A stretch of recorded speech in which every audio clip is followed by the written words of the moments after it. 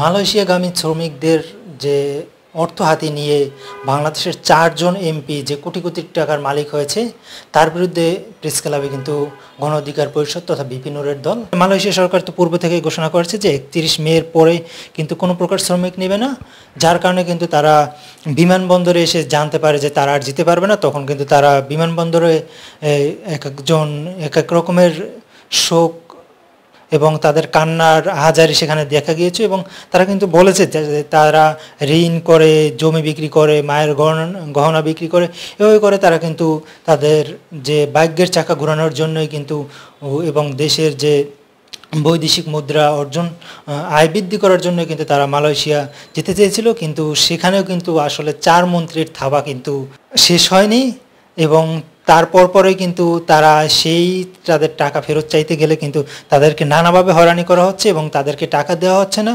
এমনকি তাদেরকে মালয়েশিয়াও প্রেরণ করা হচ্ছে না। তার প্রতিবাদে কিন্তু প্রেস ক্লাবে ভিপি নূরের দল গণ অধিকার পরিষদ একটি বিক্ষোভ সমাবেশ করা হয়েছে এবং সেখানের আমরা একটু ভিডিও আপনাদের সামনে তুলে ধরছি, সেটি দেখুন যে সেখানে তারা বক্তারা আসলে কি বলছে।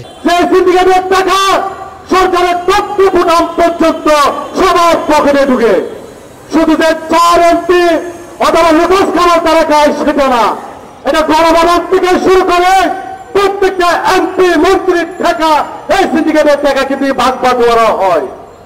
শুধু যে মানুষের কামে শ্রমিকদের আজকে সিন্ডিকেট করে আটকানো হয়েছে, সামনে কিন্তু কুরবান মুসলমানদের দুইটা ঈদ উৎসবের মধ্যে একটা বড় উৎসব হচ্ছে ঈদুল আজহা।